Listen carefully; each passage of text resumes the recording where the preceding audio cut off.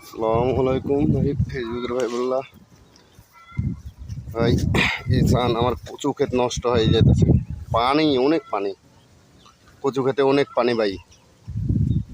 কি করব, আর করার কিছু নাই।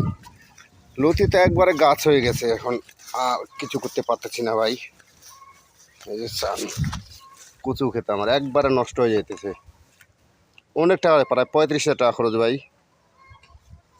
অনলাইন থেকে কিনছিলাম, বেচছি কিছু, প্রায় 30,000 টাকার মতো বিক্রি করছি লতি।